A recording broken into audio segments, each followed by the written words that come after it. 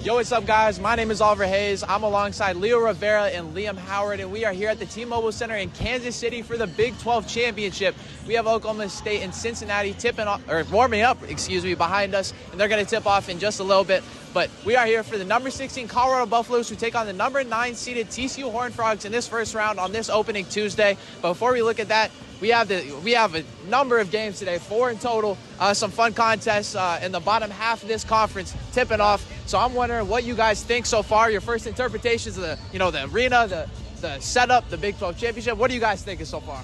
Hey, I think the environment's great. We got a lot of good fans, got a lot of good energy.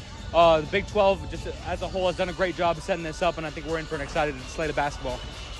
Yeah, it's a big time environment here today, and this first round of games right here is where you're going to start to see some of the underdogs of the tournament be born. This is where you're going to start to see any of those teams that are going to make the Cinderella runs through this tournament. They're going to make that big opening performance today that's going to carry them through the rest of the tournament. So excited to see that.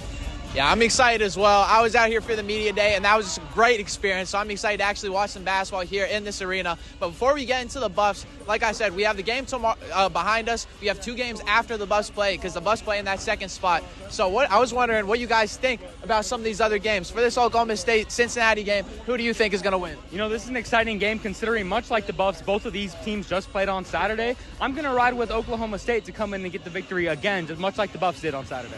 What do you think? I'm going to go with Cincinnati. I like the way that they played against CU. I like the way they played all season. They've been a very slept-on team. Oklahoma State has a bit of a hard time closing out games, so I like Cincinnati down the stretch of it.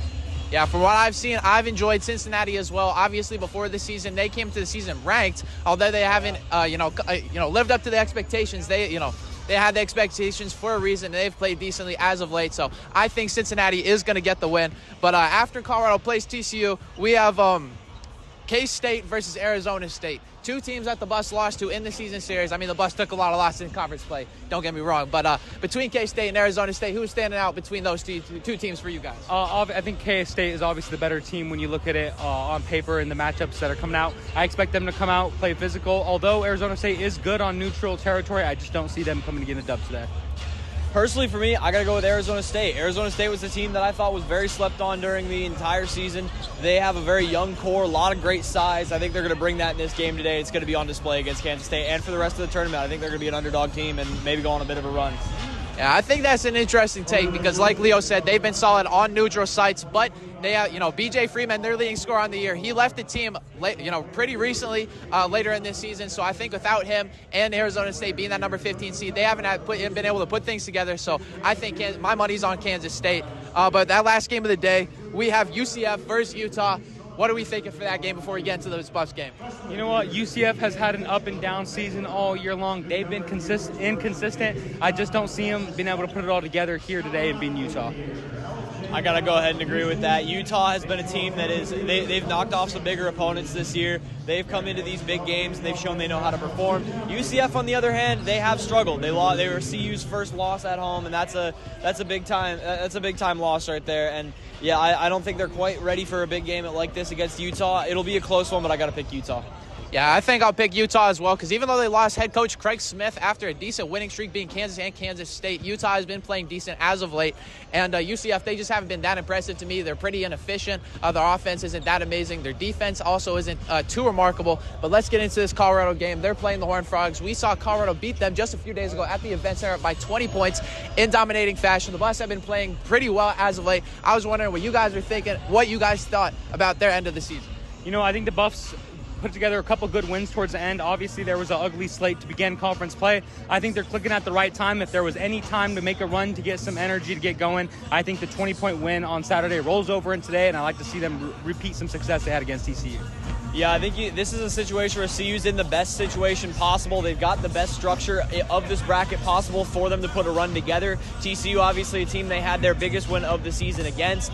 But for me personally, it's, beating a team twice in a season is tough. It's an incredibly tough thing to do, and it happened with TCU. They beat CU in that first matchup, weren't able to get it done in the second game. But I think if CU brings the same defensive physicality that they had in their game at CU Event Center, and they're able to adapt to the bigger environment like this, I could easily see them pulling off the upset and performing similarly to how they did against TCU in their most recent matchup. Yeah, I think an upset could very well be in the very well be in the works because the Buffs, they picked up their only 3 conference wins in the last 7 games of the season, and their turnovers and rebounding issues, which were the issues that have lasted all season long, those have shown up less frequently and have kind of been one or the other. So the Buffs have been playing really well as of late. They've started to figure out their starting lineup because Sebastian Ranchik, he wasn't even starting in that first game against TCU. So with the fact that he's starting and other guys are playing well, I think that the Buffs could enter this TCU game with a bunch of momentum, especially after beating them by 20 on their home floor, even though it is a neutral site.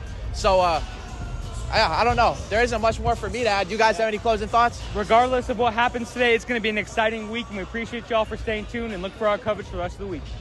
Yeah, we're looking forward to a huge tournament here. CU looking to put together a run. We'll be covering it all the way for you. Buffs take on TCU in just a little bit. My name is Oliver Hayes alongside Leo Rivera and Liam Howard. You can catch more here on Scuba Sports.